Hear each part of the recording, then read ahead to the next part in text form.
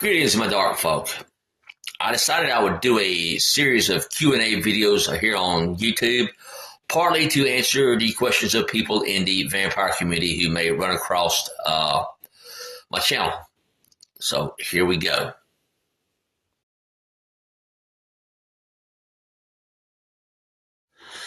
People keep asking, who is Blood Nightchild? Let's start there. My Nightside name is Blood Nightchild. Originally, I used my actual legal first name as the first part of my Nightside name, but earlier this year I decided to change it to Blood. I'm 53 years of age. I began walking this path in 92. That's before there was hashtags, before there was social media, before there was a formalized vampire community as we know it. The internet was pretty rudimentary. I was brought into this by my mentor, Isis Nightchild, who's one of the best people I've ever run into in my entire life. Anyway, when I met them, shortly before my 20th birthday on the 1st of October of 1992, I was hardcore punk. I still have boots in that scene. But they were the first goths I knew. And they asked me on my birthday, won't you come out with us to the goth club? I'm like, I don't have the clothing for it. My clothes is for a totally different scene. Well, like, no problem, we got you covered. So I ended up going out with him. There I went into the club. I went in a confirmed punk, come out still a punk, but also a baby bat. A few weeks later, I started having my first symptoms of an awakening. It was not a good time for me. Different people react to awakening to their vampiric nature differently. I was chaotic. I was hyperkinetic. I was off the chain, aggravated, because I didn't know what I needed, what was going on. I could drink 4 or 5 sodas. I mean, I'm talking the most caffeine-laden soda you want. The original energy drink, the Jolt Cola. I could drink 4 or 5 of them. That didn't help. I could eat. That didn't help. I could drink water. It didn't help. Every little thing set me off. People, how you doing? And just go into a diatribe at them. I mean, I was literally off the chain because I did not know what was going on. And for me, it was aggravating. It just really made me really hyper aggravated. I've seen people that have had their awakening and they just felt hungry all the time. Then I've seen people that have had their awakening, you're like, why are you so calm? And they just calm. The awakening affects people differently. For me, I was just in a hyperkinetic, hyper-aggravated state. So I was visiting one day. So I don't know what's going on with me. I don't know if I'm having stress. And I didn't have no stress at the time. I said, I don't know if I'm having stress and got it real bad, or if I'm breaking down, or what. And she said, what's going on? We talked. She goes, oh, like she does. I already. She goes, oh, like that. She goes, I know what's wrong with you. I was like, what? Because she was a psychologist, a psychologist at the same time too, because that's what she studied. She goes, you're not having stress. You're not having a mental breakdown. So don't worry there. Don't stress yourself out. I mean, she listened to everything I had to say before she gave her diagnosis. She goes, you're a vampire. I'm like, I'm a what? She goes, you're a vampire. I'm like, right. You mean like the guy in Germany, I think between World Wars, or maybe shortly after World War I, or shortly after World War II, or whatever it was killing people and claimed he was a vampire? Or I said, that's if I'm remembering that case right. And just named off a couple others. And she goes, no, I'm not talking about a psychotic person. She goes, you're a literal vampire. And I'm like, right. I looked at her, looked at the rest of the guys up there. I said, I'll tell y'all what, y'all just sit right there. I'm going to go to the door. I'll see y'all later. I said, I'll see myself out. Y'all just sit right there. I'm halfway to the door. She goes, if you go out that door, you may not get to know and understand what's going on ever. I stopped. I mean, she said it calmly. I stopped and I turned around. Well, Barry said, I said, okay, I'm listening. Start talking. And she explained it. to be very carefully about the whole awakening process and stuff like that, as she understood it. Because understand, at the time, there was not a whole lot of information floating around, because wasn't a whole lot of people knew each other back then. Yes, we had disk servers and bulletins and all that, but the bulletin boards online were mostly for computer enthusiasts and students and stuff like that. You didn't have too many people on there that was claiming to be vampires.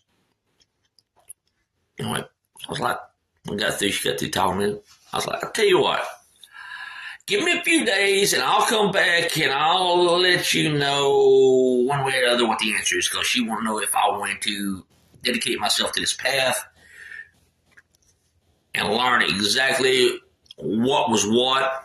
So I was like, give me a few days. 4 days later, I come back over. I said, okay, let's sit down and talk. Talked to her. I said, give her my answer, which was yes.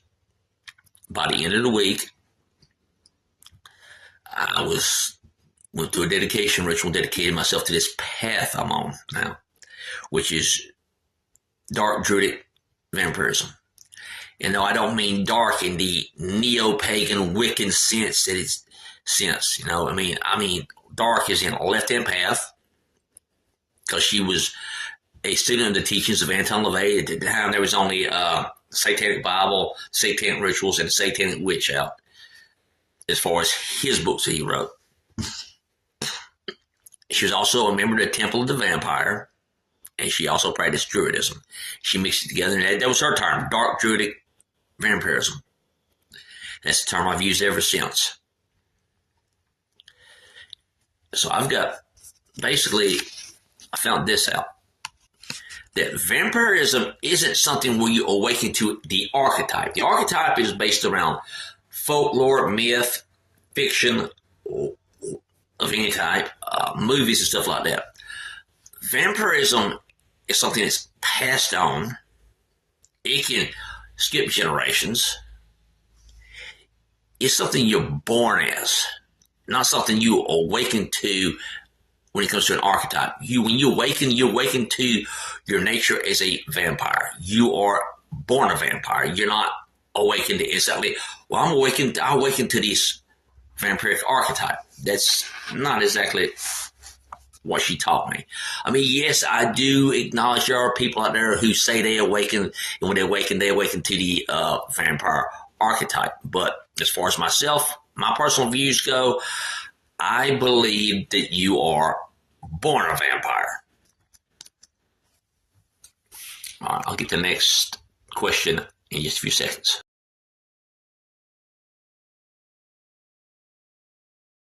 Okay, I'm going to talk a bit about being a vampire versus becoming a vampire. You don't become a vampire. Those people who are saying, oh, I awoke to the vampire archetype, that's not a vampire. That's a person identifying with an archetype. In other words, the images, symbols, and stuff that build up around the concept of the vampire in folklore, literature, movies, and stuff like that. And they're living a lifestyle. That's not the same as a legitimate awakening to what your nature is as a legitimate vampire. A legitimate vampire is somebody who's born a vampire. Now, like I said, it can be passed down through family lines. Take this dumbbell, for instance, all right? This is some poor schmuck's family line, right? They've been going from point A back in the time of Adam along. Suddenly, somebody has an awakening. I ain't going to get into theories I'm not going to get into any theories about how vampires originated. I have my own views, but I'm not going to get into that right now. But at some point, some poor schmuck in the family has an awakening to their vampiric nature. All right? They have kids. It's passed on. But maybe the kids don't awaken. It doesn't kick in them because it's passed on to spiritual name, but it doesn't kick in their kids. And they can go decades, generations, centuries, whatever, without it cropping up. And suddenly, just like that, some poor schmuck has an awakening, and they're running around here, don't know what the hell's going on. And then when they finally figure out, like, I'm a vampire. They were born a vampire. Now, at the same time, that's the spiritual, it's the physical aspect of it. It's passed on, from family member to family member. All right. As part of the spiritual aspect is you need energy, whether it's from, yes, blood or life force energy. But that's only part of the spiritual aspect of it. Another part of the spiritual aspect of it is when a vampire dies. Yes, we do die. The physical body dies. That spirit, that soul, that anima is passed on into the astral world, the solar plane, the other world, if you will, and is reincarnated eventually. Maybe not right off the bat, but eventually reincarnated into another life, whether it's in that family line or it's another family. But they're born in, reincarnated to a family, and they may or may not awaken in that lifetime. It may be 3 or 4 more lifetimes before they reawaken to their nature as a vampire, and the fact that they are born a vampire.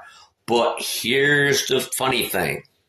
When they drop into another body, if they get married, they have kids, it starts the whole cycle of being born a vampire over again in that particular family. So that, well, they may have, the next generation, one of their kids may awaken to being a vampire. They may not. It may skip 2 or 3 generations. It may skip 2 or 3 centuries before it kicks in again. And you got some poor schmuck going through the awakening symptoms and syndrome and stuff, wondering what the hell's wrong with them. So in that way, it's partly physical, partly spiritual. Now, there are people out there that will disagree with me and say, oh, that's bull. That's that ancient bloodline, and all that kind of stuff. And that's their thing to do if they want to disagree. But usually they fall back on they awoke to an archetype. In other words, they become a vampire. And when you look at these type people that say, that it being passed down through bloodlines and through families and reincarnating into another body and it's starting up, blah, blah, blah. And that family they reincarnate into is a bunch of bunk. I was awake. When I woke to the vampire archetype and that kind of stuff. When they get saying that, watch them very carefully. They're generally a lifestyler. Now, yes, there are born vampires who are lifestylers too. They use the archetype built around the image of the vampire to enhance their basically their understanding of what they are as a vampire and how it interacts and differs from the archetype and the image that most people have as a vampire. Plus, it's just good fun to live the lifestyles of a vampire. Yes, I have. I haven't done it in quite a while because, I'd rather just be what I am, a vampire, and not necessarily run around here looking like somebody from Interview with a Vampire. No offense to anybody who wants to look like somebody from Interview with a Vampire. You can't blame them when you see who was in the original Interview with a Vampire movie. But, again, being a born vampire is different from awakening to the archetype. They didn't have an awakening to an arc. They didn't have that type of person. If they're not a born vampire, they did not have a legitimate awakening. They just had a realization that this is cool. That was their way. To me, when a person says, "Oh, I woke to the vampire archetype," what they had was a realize this is pretty much just a person's total lifestyle and not awakening. They had a realization it's cool. Okay, I'll put it like that. They had, and I do acknowledge that is a form of awakening, but it's not a legitimate awakening to being what you are if you're a born vampire. It's the awakening to the realization that, hey, this is cool. I like the look. And yes, a lot of them do that are lifestylers that are not born vampires get into the occult. They learn energy work. They learn our lingo, if you will. They learn all this stuff, and a lot of them put themselves out there as covenanters when they're a non-vampiric lifestyler trying to say that they are one of us and was a legitimate vampire. If you woke and was had your realization that the vampire archetype is cool, then you are a lifestyler. You are a person who is not a born vampire. But if you are a person that is a lifestyler that had an awakening to your vampiric nature, you are a born vampire who embraces the lifestyle. Now, I'm going to shut down on this right now. I'll probably do a Q&A next week. Matter of fact, I will.